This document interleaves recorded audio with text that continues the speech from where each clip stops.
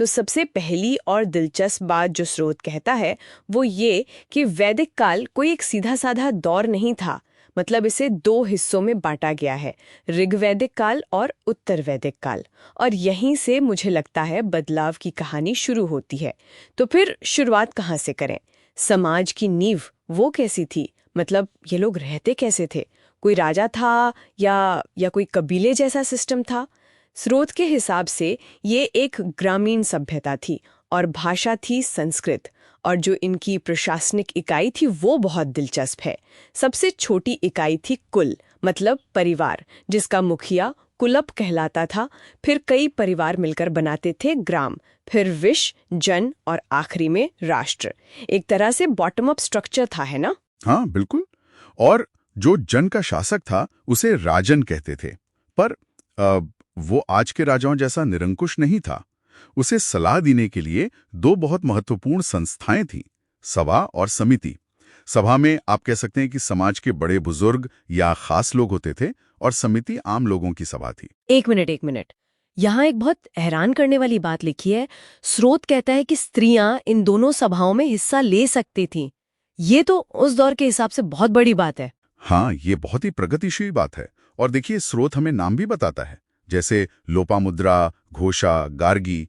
ये कुछ विदुषी स्त्रियां थीं जो न सिर्फ शिक्षित थीं बल्कि वाद विवाद में भी भाग लेती थीं। तो ये सिर्फ प्रतीकात्मक उपस्थिति नहीं थी। और उस जमाने में बाल विवाह या पर्दा प्रथा जैसी कुरीतियां भी नहीं थीं। ठीक है, तो ये तो हो गई राजनीति और समाज की बात। पर आम जिंदगी कैसी थी? मतलब दिन भर करते क्या थे ये लोग? नहीं, जिंदगी सिर्फ नियमों और सभाओं तक सीमित नहीं थी, बल्कि काफी रंगीन थी।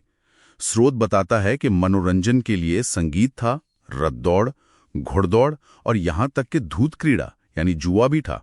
उनका एक खास पेय था सोमरस। सोमरस? हाँ, जो किसी वनस्पति से बनता था। रथ दौड़ और सोमरस, मुझे तो ये किसी फैंटेसी नॉवल का सीन लग रहा है। हाँ, कह सकते हैं। लेकिन इन सब के पीछे जो असली आधार था वो था पशुपालन और कृषि। और जब पशुओं की बात आती है तो एक जानवर सबसे ऊपर था, गाय। उसे अज्ञा कहा गया है, मतलब जिसे मारा नहीं जा सकता। अध्याय? जी। और गाय की हत्या करने पर तो मृत्युदंड या देश निकाला तक का प्रावधान था। और यहीं पर कहानी में एक बहुत बड़ा मोड़ आता है। शायद इस सभ्यता की सबसे बड़ी विरासत, वर्ण व्यवस्था।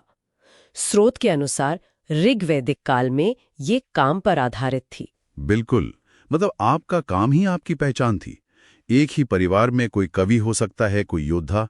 ऋग्वेद के 10वें मंडल के पुरुष सूक्त में इसका जिक्र भी है। लेकिन उत्तर वैदिक काल में ये बदल गया पूरी तरह से।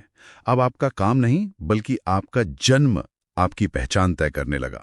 ये एक बहुत बड़ा सामाजिक बदलाव था जिसने आने वाली सदियों की नींव रख दी। और सिर्फ समाज ही नहीं बदला है ना, एक टेक्नोलॉजिकल लीप भी तो आया था इसी दौर में। लोहे की खोज। हाँ, श्याम अयस जैसा स्रोत में लिखा है। और ये तो एक गेम चेंजर था।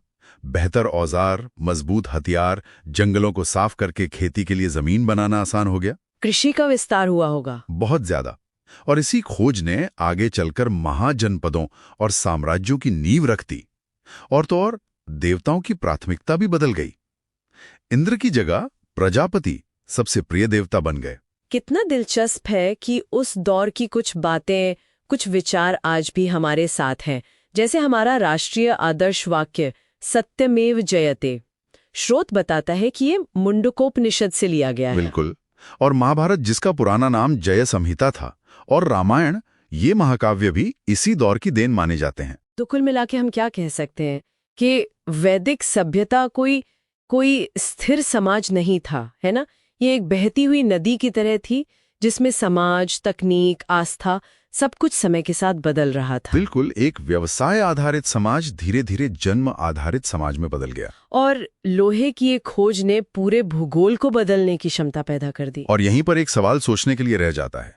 स्रोत कहता है कि गोत्र नाम की संस्था का जन्म भी उत्तर वैदिक काल में ही हुआ था। तो सोचने वाली बात यह है कि हजारों साल पहले शुरू हुई ये गोत्र की अवधारणा आज के डिजिटल युग में भी भारतीय समाज में पहचान और सामाजिक संरचना को कैसे प्रभावित करती है।